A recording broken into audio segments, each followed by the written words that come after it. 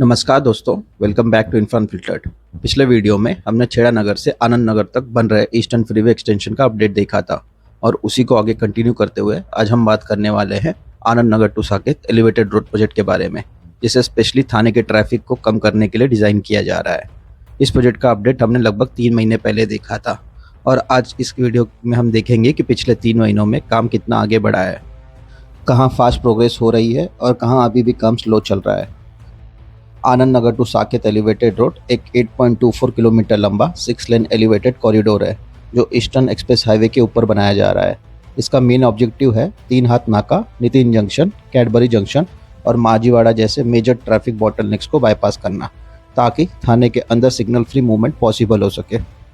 इस प्रोजेक्ट की total cost लगभग 1847 करोड़ रखी गई है और इसका कंस्ट्रक्शन जे कुमार इंफ्रा प्रोजेक्ट्स यानी JKIL के द्वारा किया जा रहा है।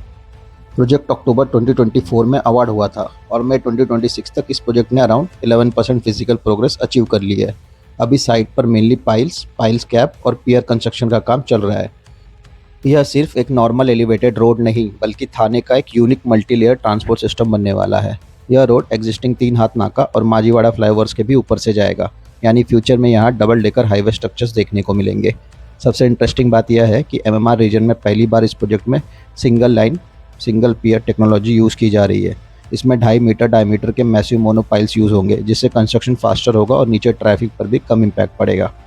फ्यूचर में जब यह प्रोजेक्ट ईस्टर्न फ्रीवे एक्सटेंशन से कनेक्ट होगा तब साउथ मुंबई से साकेत तक पूरा रूट सिग्नल फ्री हो जाएगा, यानी पीक आवर्स में भी CST से थाने का सफ़र 25 से 30 मिनट में पॉसिबल हो सकता है। इस एलिवेटेड रोड में 40 मीटर लॉन्ग स्पैन्स भी यूज़ किए जा रहे हैं, ताकि बड़े जंक्शंस के ऊपर बिना बीच में एक्स्ट्रा पिलर्स दिए स्मूथ क्रॉसिंग पॉसिबल हो सके। बिना किसी देरी के आइए देखते हैं इस प्रोजेक्ट का करंट ग्राउंड अपडेट।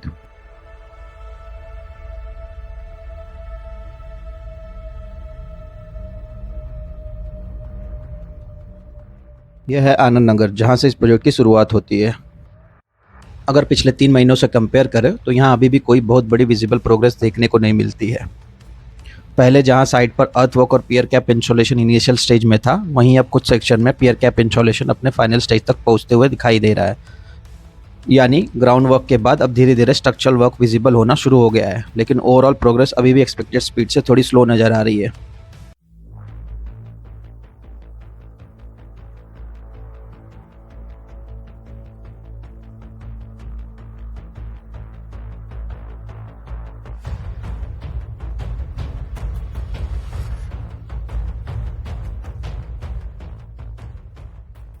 यहाँ आगे लेफ्ट साइड में बन रहा है थाने और मुलुंड के बीच का नया सुबर्बन रेलवे स्टेशन, जिसे न्यू थाने या कोपरी स्टेशन के नाम से भी जाना जा रहा है। मिड 26 तक यह प्रोजेक्ट लगभग 60% कंप्लीट हो चुका है। यह पूरा स्टेशन प्रोजेक्ट अराउंड 14.83 एकड़ लैंड पर डेवलप हो रहा है, जिसमें 3 प्लेटफॉर्म और 3 फुटओवर ब्रिजेस बनाए जा रहे हैं ताकि दोनों साइड से स्मूथ एंट्री और एग्जिट पॉसिबल हो सके। इसके साथ एलिवेटेड रोड कनेक्टिविटी के through direct access LBS road और ईस्टर्न एक्सप्रेस हाईवे तक दिया जाएगा। साथ ही यहाँ अराउंड 2.5 एकड़ का डेडिकेटेड पार्किंग जोन भी डेवलप किया जा रहा है। स्टेशन के ऑपरेशनल होने के बाद थाने स्टेशन का डेली क्राउड अराउंड 30% तक कम हो सकता है। वहीं मुलुंड स्टेशन का क्राउड भी 20% से कम होने की उम्मीद है। अगर ग्राउंड प्रोग्रेस की बात करें तो पिछले 3 महीने में आपको यहाँ कोई मेजर वर्क प्रोग्रेस देखने को नहीं मिलता है। खैर, अगर प्रोजेक्ट पर आगे बढ़े तो आगे भी आपको कई सेक्शंस में पियर कैप इंस्टॉलेशन का काम चलते हुए दिखाई देगा। धीरे धीरे पूरा अलाइनमेंट अब स्ट्रक्चर शेप लेना शुरू कर रहा है। अगर आगे राइट साइड पर सर्विस रोड की तरफ बढ़े तो यहाँ आपको अर्थवर्क के साथ साथ पियर कैप इंस्टॉलेशन का काम भी अपने इनिशियल स्टेज पर होते हुए दिखाई देगा। कई लोकेशंस पर अब फाउंडेशन वर्क कंप्लीट होने के बाद स्ट्रक्चरल डेवलपमेंट ग्रेजुअली विजिबल होना शुरू हो गया है।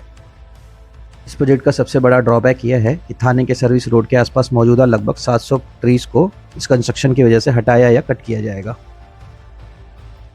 हालांकि इन्वायरमेंटल बैलेंस मेंटेन करने के लिए MMRDA कंपनसेटरी प्लांटेशन पर भी फोकस कर रही है, जिसके अंडर बदले में अराउंड 4175 नए पेड़ लगाए जाएंगे, यानी फ्यूचर में इंफ्रा डेवलपमेंट के साथ ग्रीनरी को बैलेंस करने की भी कोशिश की जा रही है। खैर, आगे बढ़े तो जैसा कि आप ग्राउंड पर देख सकते हैं, अर्थवर्क का काम तेजी से चल रहा है और मल्टीपल लोकेशन पर पियर कैप इंस्टॉलेशन का काम भी शुरू हो चुका है।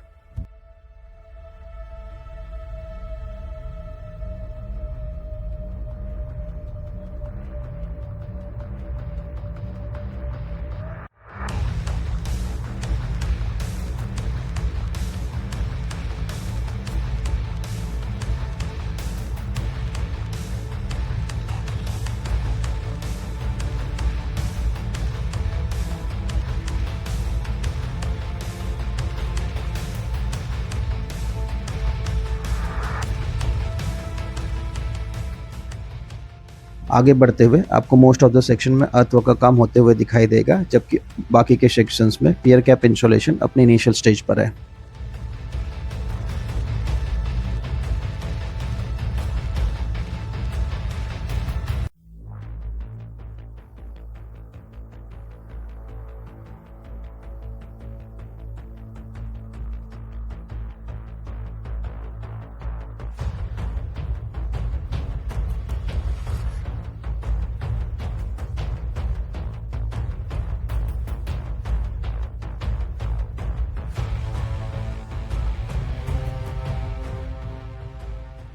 अगर नितिन जंक्शन के आगे बढ़े तो यहाँ भी आपको अर्थवर्क स्टार्ट करने के लिए ग्राउंड प्रिपरेशन का काम चलते हुए दिखाई देगा।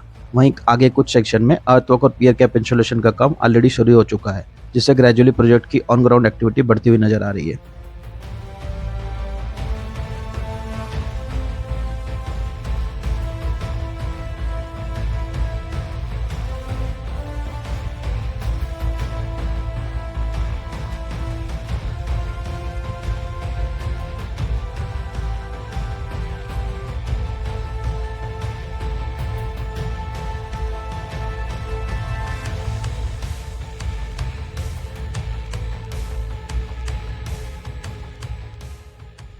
आगे के कुछ सेक्शन में एक्सकेवेशन के साथ साथ यूटिलिटी शिफ्टिंग का काम भी किया जा रहा है, जिसमें underground water pipelines, electricity cable और गैस लाइंस को रिलोकेट किया जा रहा है, ताकि फ्यूचर में एलिवेटेड रोड के पिलर्स का कंस्ट्रक्शन स्मूथली स्टार्ट हो सके।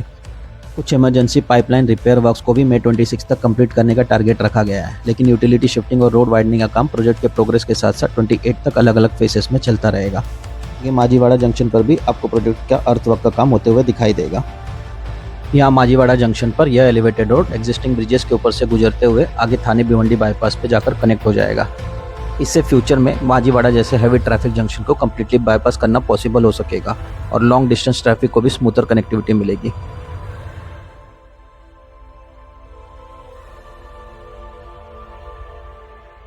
तो ओवरऑल देखा जाए तो Anand Nagar to Saket elevated road project future में थाने के ट्रैफिक नेटवर्क को कम्प्लीटली ट्रांसफॉर्म कर सकता है। हालांकि अभी प्रोजेक्ट इनिशियल कंस्ट्रक्शन स्टेजेस में है और कई सेक्शंस में प्रोग्रेस स्लो भी नजर आ रही है, लेकिन वंस कंप्लीट होने के बाद यह कॉरिडोर तीन हाथ नाका, नितिन जंक्शन और माजीवाड़ा जैसे मेजर बॉटलनेक्स को काफ़ी हद तक डिकंजेस्ट कर देगा।